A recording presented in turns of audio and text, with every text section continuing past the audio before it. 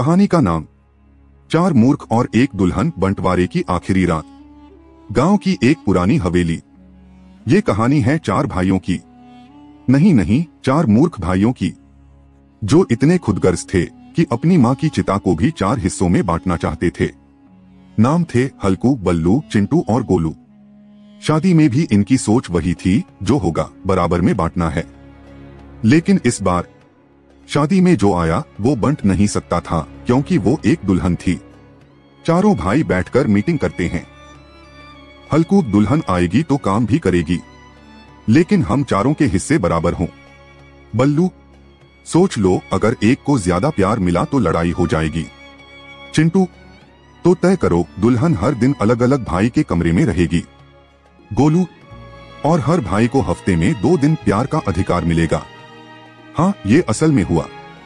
ये 4 मूर्ख शादी में भी स्केड्यूल बनाना चाहते थे, और फिर जिस लड़की से शादी करनी थी वो लड़की भी उतनी ही चालाक थी, एक रहस्यमयी मुस्कान के साथ। उसका नाम था विद्या, लेकिन दिमाग से आग थी। उसे पता था ये चारों मूर्ख हैं, लेकिन वो खुद किसी मास्टर प्लान के साथ आई थी। विद्या हंसते हुए, चारों से शादी करूंगी, लेकिन एक शर्त है, मुझे पढ़ने दिया जाए। चारों सहमत हो जाते हैं। शादी हो जाती है, लेकिन विद्या हर रात पढ़ती है, किसी के पास नहीं जाती। विद्या रोज किताबों में घुसी रहती। चारों भाई इंतजार करते, फिर आपस में लड़ते। कभी बल्लू कहता, आज मेरा नंबर था, तो हल्कू कहता, तू पिछली बार 5 मिनट ज्यादा रुका था। कहानी में ट्विस्ट अब आता है, विद्या अचानक घर छोड़ देती है। मैं तुम्हारे घर आई ताकि खुद को बेच सकूं या खुद को बचा सकूं, लेकिन मैं कोई चीज नहीं जो बंट सके। मैं इंसान हूं, और इंसान का बंटवारा नहीं होता। मैंने वो 4 दिन देखे जहां प्यार का टाइम टेबल बनता था, लेकिन मैंने ये भी देखा तुम सब में इंसानियत नहीं बची। अब मैं जा रही हूं एक ऐसी जगह जहां मुझे बांटने वाला कोई न हो।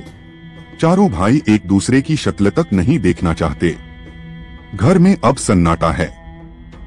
4 भाइयों ने पहली बार सोचा, हमने क्या खोया?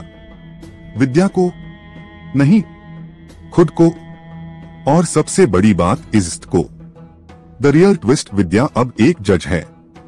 5 साल बाद गांव की अदालत में केस चला। 4 भाइयों ने एक और लड़की को शादी के लिए फंसाया था, और उस केस की जज थी विद्या। विद्या गंभीर और गर्व से, कानून अब तुम्हारे जैसे लोगों को बांटेगा, क्योंकि तुमने इंसानियत की हत्या की थी। रिश्ते बांटने से नहीं, निभाने से चलते हैं। और अगर दुल्हन को भी चीज समझोगे, तो जिंदगी तुम्हें इंसान नहीं, अपराधी बना देगी। जिसे इन चारों ने समझा था एक कमजोर लड़की, अब वही बन चुकी थी कानून की आवाज। और अब वो लौट आई थी, एक जज बनकर, लेकिन बदले की नहीं, इंसाफ की नियत से। गांव की अदालत, भीड़ इकट्ठा है। गांव में पहली बार ऐसा हुआ था जब किसी औरत ने अदालत में 4 मर्दों को खड़ा किया था। चारों वही थे, हल्कू, बल्लू, चिंटू और गोलू। और सामने बैठी थी विद्या, अब एक सख्त लेकिन न्यायप्रिय जज। विद्या, आंखों में तेज, ने एक नाबालिग लड़की से झूठ बोलकर शादी का झांसा दिया। क्यों? ताकि फिर से बंट सके शरीर, खाना और इज्जत। लेकिन इस बार बंटेगा नहीं, कटेगा। कोर्ट में चारों की बहस, मूर्खता जारी थी।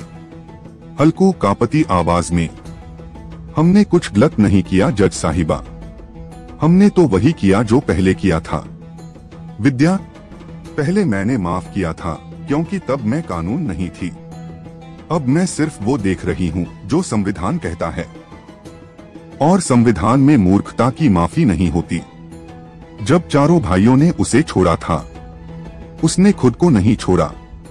किताबों से दोस्ती की, सपनों से रिश्ता रखा, दिन में काम, रात में पढ़ाई, और आज वो हर उस लड़की की आवाज है जो कभी चुप थी। विद्या, चारों दोषी हैं। एक नाबालिग से धोखा करके शादी का प्रस्ताव देने के लिए, 2 औरत को बांटने लायक संपत्ति समझने के लिए, 3 और सबसे बड़ा गुनाह इंसानियत को शर्मिंदा करने के लिए। लेकिन विद्या ने उन्हें जेल नहीं भेजा, उसने उन्हें भेजा एक स्कूल में महिलाओं को सेवा देने के लिए, क्योंकि वो चाहती थी बदला नहीं बदला। विद्या धीरे धीरे मुस्कुराते हुए, जब मर्द बदलते हैं तो एक घर बदलता है, लेकिन जब सोच बदलती है तो समाज बदलता है। और मैं अब बदलाव की शुरुआत बनना चाहती हूं, बदले की नहीं। कानून सिर्फ सजा नहीं देता, कभी कभी दर्पण भी दिखाता है। और जब औरत वो दर्पण बनती है तो पूरा समाज अपना चेहरा देखने को मजबूर हो जाता है।